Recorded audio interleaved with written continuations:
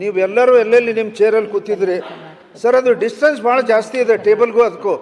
ಅಲ್ಲಿನೂ ಮೊನ್ನೆ ನಾನು ಹೇಳಿದೆ, ಇಲ್ಲಿನೂ ಹೇಳ್ತಾ ಇದ್ದೀನಿ, ಕಂಫರ್ಟೇಬಲ್ ಇಲ್ಲ. ಈ ಇದ್ದ ಚೇರನ್ನು ಇನ್ನೂ ಒಂದು 6 ಇಂಚು ಮುಂತಂದ್ರೆ ಕಂಫರ್ಟೇಬಲ್ ಇರುತ್ತೆ. ಅದು ಸರಿ ಇಲ್ಲ ಸರ್. ನಾವು ಎಷ್ಟು ಹಿಂದಂತ ಕೂತ್ಕೊಳ್ಳೋಣ, ನಾವು ಇಲ್ಲಿ ಕೂತ್ಕೊಂಡ್ರೆ ಏನು ಬರೆಯೋಕೆ ಆಗೋದಿಲ್ಲ. ಕೂಡ ಹೇಳಿದ್ದೀನಿ, ಈಗೂ ಹೇಳ್ತಾ ಇದ್ದೀನಿ, ಎಕ್ಸ್ಪರ್ಟ್ನ ಕಳಿಸ್ರಿ ಸರ್. ಅದು ಸರಿ ಕಂಫರ್ಟೇಬಲ್ ಇಲ್ಲ. ಇದೊಂದು ಸರ್ ಫುಲ್ ಮಾಡಿ ಇದು ಮಾಡಿದ್ರೆ ಅಲ್ಲಲ್ಲ.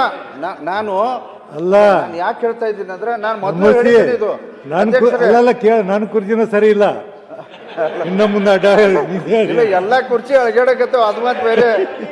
ಅಧ್ಯಕ್ಷರೇ,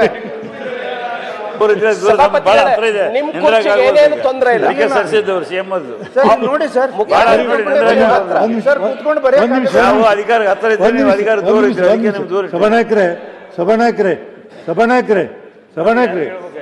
ಸಭಾನಾಯಕರೇ ಏನ್ ಕೇಳಿದಲ್ರಿ ನೀವು. ಈಗ ನೋಡಿ ಅವ್ರು ಹೇಳಿದ್ರೆ ನಿಜ ಐತಿ. ನೆಕ್ಸ್ಟ್ ಟೈಮ್ ಇವನ್ನೆಲ್ಲ ಸರಿಪಡಿಸಕ್ಕೆ ಸಂಬಂಧಪಟ್ಟಂತ ಇಲಾಖೆ ಹೇಳಿ. ಇವೆಲ್ಲ ಅದು ಪ್ರಾಬ್ಲಮ್ ಏನು ಅಂತ ನಂದೊಂದು ಮಾತು ಕೇಳಿ. ಒಂದ್ ಸೆಕೆಂಡ್ ಇರಿ ನಮೋಶರೇ. ಕಂಫರ್ಟೇಬಲ್ ಇಲ್ಲ ಇದು ಸಭಾಧ್ಯಕ್ಷರೇ, ಇದನ್ನ ಕುರ್ಚಿ ಯಾವ ರೀತಿ ಮಾಡಿದ್ದಾರೆ ಅಂದರೆ, ನನ್ನ ಸ್ವಂತ ಅಭಿಪ್ರಾಯ, ನೀವು ಕಾಲು ಉದ್ದ ಮಾಡ್ತೀರಿ, ಅದೇನಾರು ಮುಂದಕ್ಕೆ ತಂದರೆ ಕಾಲು ಗಿಡ್ಡ ಮಾಡಿ ನಿಮಗೆ ಎಲ್ಲ ಕ್ಲಾಟ್ ಆಗ್ತದೆ, ಕಂಪ್ಲೀಟ್ ಜೋಮ್ ಬರ್ತದೆ.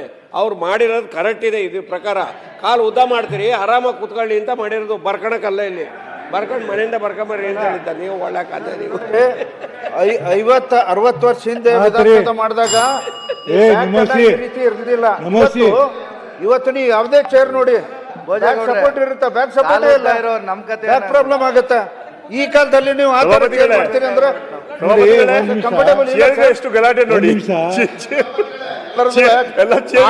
ತಗೊಂಬಿಡಿ, ಯಾರು ಎಷ್ಟು ಉದ್ದದ ಕಾಲು ಅಂತೇಳಿ ಅದ್ರ ಪ್ರಕಾರ ಮಾಡಿ.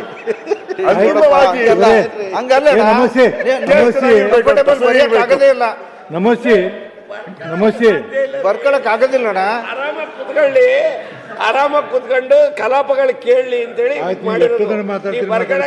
ಟೇಬಲ್ ಮಾಡಿ ಬೇರೆ ಕಡೆ ಎಷ್ಟೋ ಜನ ಮಾತಾಡಿ ನೋಡಿ. ನಾ ಹೇಳ್ತೀನಿ, ಸಭಾನಾಯಕರಿಗೆ